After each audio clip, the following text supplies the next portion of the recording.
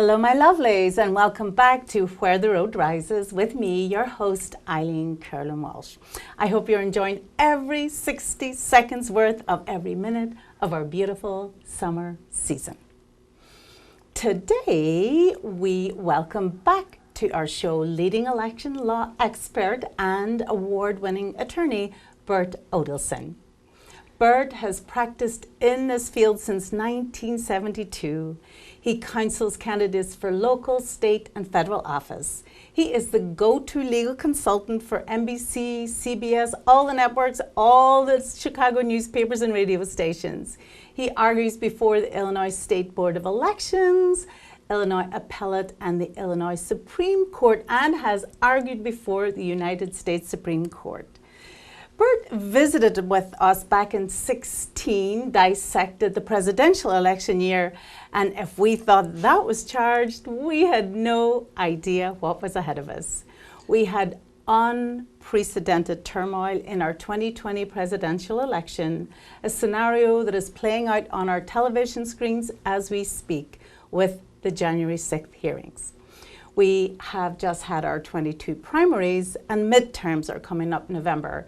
And regardless of how we vote or who we vote for, we want to be confident our precious vote is safe and that it will count. Burt today will take a nonpartisan look at our current voter security and voter integrity. And he will also give us a peek into the future and show us where electronic voting is taking us. So, welcome, Burt. Thank you, Eileen. Good to be back. Yeah. Nice to see you again. So good to have you back in the show. I can't believe it's been 4 years already. Been a long time. Yes. And that was charged, now it's charged. Now it's charged. But before we get to all that, remind us who you are, Burt. And I know you're a Southsider, and why did you choose law, and especially election law? It's interesting. I chose law because I got involved in the 1968 Democratic Convention in Chicago, which was turmoil.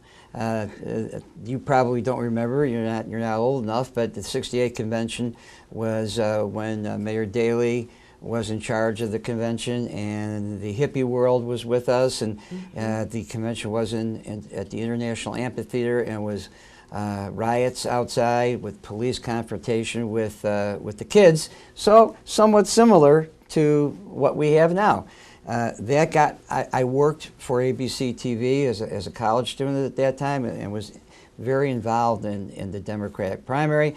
I made a decision then that I wanted to get involved in the political and legal process and elections because of what I saw. It wasn't right. I wanted to help, and it was really interesting. That's what really motivated me to go to law school and to get involved in the elections and campaigns right from the get-go of my young career. Right. So tell us a couple of great stories from the front. I know you've argued famous cases, you've had famous clients.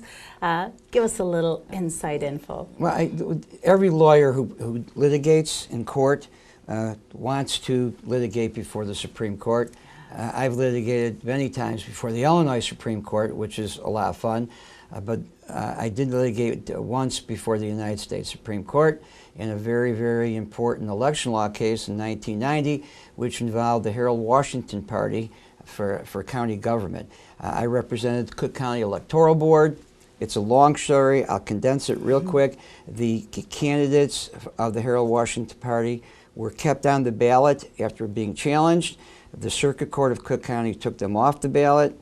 We appealed to the Illinois Supreme Court. Supreme Court kept them off the ballot, and we filed before the United States Supreme Court, who took the case and kept them on the ballot. And I argued on the first Monday of October, and won the case on a 7-1 decision. So it was very thrilling. It met a lot of interesting people, which eventually led me to Bush v. Gore, which probably is the most famous case that I've handled on behalf of George Bush, arguing in Florida, in Broward County, and in West Palm Beach County, the famous recount of 2000. And hanging chads, right? Yeah, hanging chads. And the hanging chads came from a case I handled in 1992 in Illinois, where the term Chad was created. A lot of people don't know that. It was created right here in the Illinois Supreme Court, which is why I was sought out to go to Florida on behalf of the Bush campaign, because we made the law in Illinois, which ultimately decided the presidency, which was quite exciting. Yeah, gosh, top that, right. So let's get right into where we're at right now. We've just had our primaries. How was this election different for you? Because I know today was your longest day, yesterday was your longest day of the year. Yes. So how was this year different? Well, yesterday started at 5 a.m. and ended at 1 a.m. this morning because of all the elections that my office is involved in representing. Candidates for state senators, state rep, mayors, trustees, judges. It's a very long day because our clients call us if there's irregularities at the polls and after the polls close and what to watch for. So it's a very, very long day. We had a very, very good day, and many of our clients won. But this election was different than other elections, and I think it's because of the turmoil, not only in Washington, which we'll talk about in a minute, I'm sure, the January 6th, the December 6th hearings, but the turmoil with the new Supreme Court case, overturning Roe v. Wade, which has been politically charged on both sides. So that led to a little bit better voter turnout than we expected, although a very low voter turnout again for the primary, which is a severe problem in the United States. So yesterday's election also proved to be very valuable in giving us guidance on electronic voting, on mail-in voting, on early voting, which has increased again. And every year that we do it now, it increases more and more to keep people away from the polls and to do it a lot easier. And we saw that again yesterday. So as a foundation, where are we right now with our voter security, with our voter integrity? How safe are our votes? Yeah, contrary to what we've heard, our votes are safer than any other votes in any other country in the world. It has been for quite a while, because since the Bush v. Gore with the hanging chads and the paper, the United States Congress and the states have passed laws and regulations to govern voting to make it more secure, so we don't have the problem of trying to interpret a vote. We don't have the problem of making sure your vote really counts. So the laws have changed dramatically since Bush v. Gore to go towards electronic voting and to voter security. And I can say with 100% certainty, we have the best system in the world and the most secure voting system. Are there mistakes? Of course there are mistakes, because judges of election could be you, could be me, could be a high school student, because we've enlisted them now to help out, can make a mistake. But they're careless mistakes or mistakes without malice. They're just little mistakes that almost never tip an election one way or another. There's no such thing anymore as, at least I haven't seen in years, fraud in the voting, stealing a vote, conspiracy to steal a vote. There's electioneering, and there's the things that we see in everyday life, people campaigning against each other, saying things against each other. But when you cast that ballot, I'm here to say that it is a secure ballot and your vote will count. Well, that's very, very comforting to hear, Burt. So without taking sides, can you talk about the former president's allegations and the January 6th hearings that we are currently listening to? Yeah, I don't take sides. As you know, as an attorney, we have to be nonpartisan, because I represent Republicans, Democrats, Independents. Absolutely. So I can't, on the outside, take sides. I have my own opinions. I vote the way I want to vote, but on the outside, I don't take sides. I can tell you that in watching the hearings, it's very revealing and very disturbing about what went on behind the scenes in our electoral process. And to me, as an election lawyer, I still find it very upsetting that our electoral system was really on the verge of being upset. Our Constitution was on the verge of being upset, something that has been in place since the Constitution was passed back in the 1700s. And that's all being brought out now in these hearings.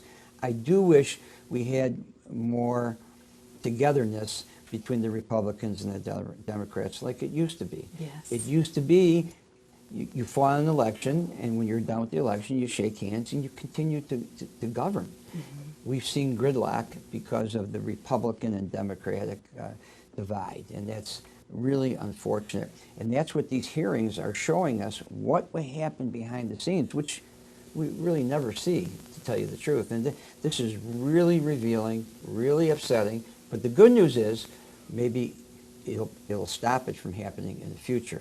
They'll put in checks and balances like they did with our voting system after they saw the failure of the Chads and the paper ballots and how hard it was for people to vote.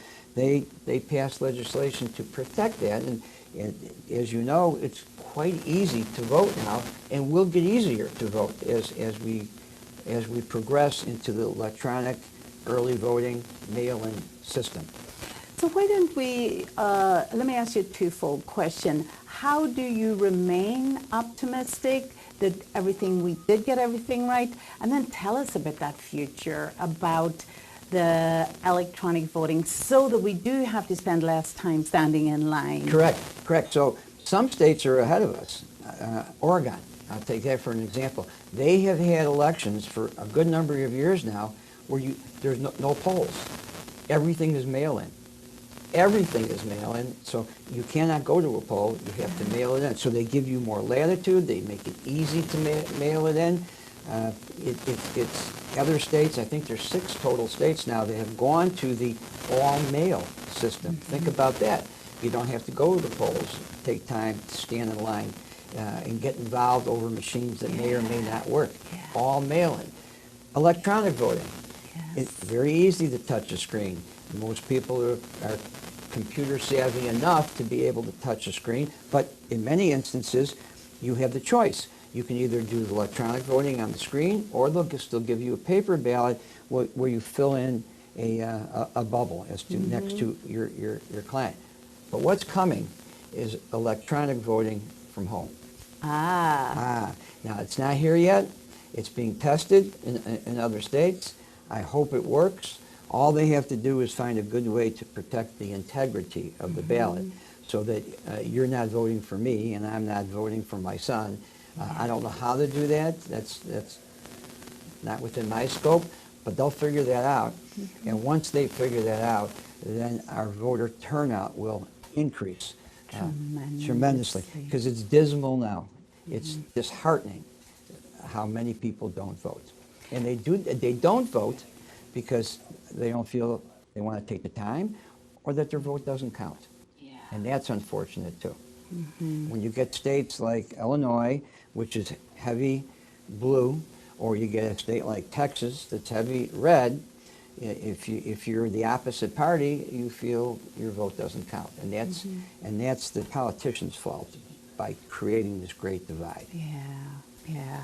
Next time on our show, we're going to talk about how we're going to fix that, Burt. Yeah.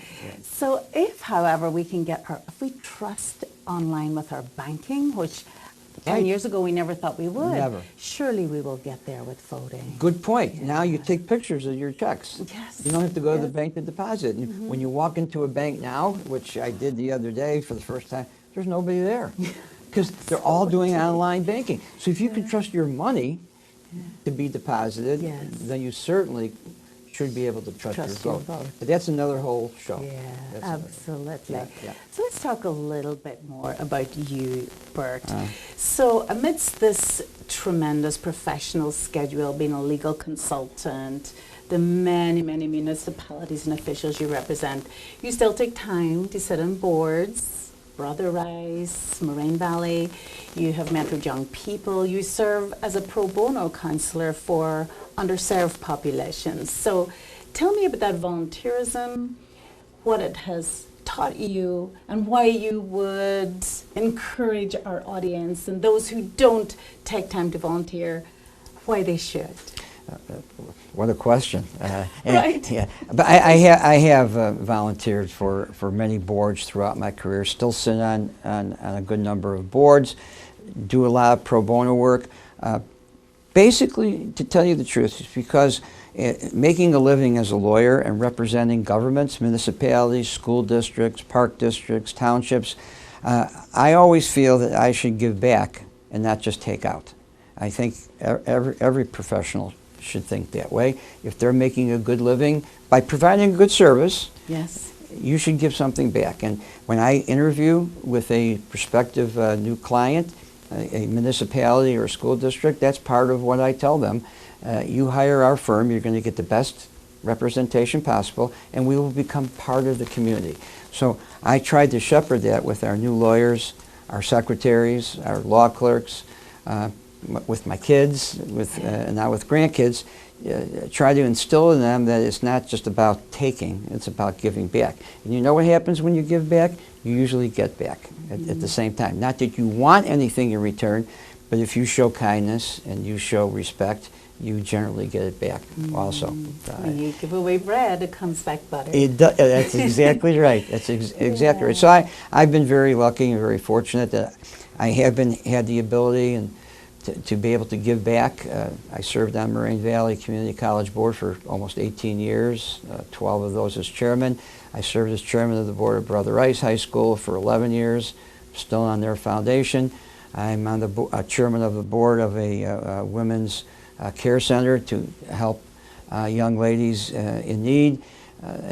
Different events like that. Again, they're all pro bono, but it's giving back to the community, and that's what we try to instill. I try to instill it in my family and in my business relationships. So, Burt, it occurs to me you might have some advice for those of us still trying to balance teenagers and a busy schedule, a busy practice. So your work-life balance, you've successfully raised your children, Yes. you have little grandchildren Yes, now. yes. So is there a secret there? When you work that hard, you're always in court, in the office, serving on boards, how do you balance it? Well, I coached a lot. I coached baseball my whole life from the age of 19 until last year. I coached my last Little League game last year. As a manager. You make time.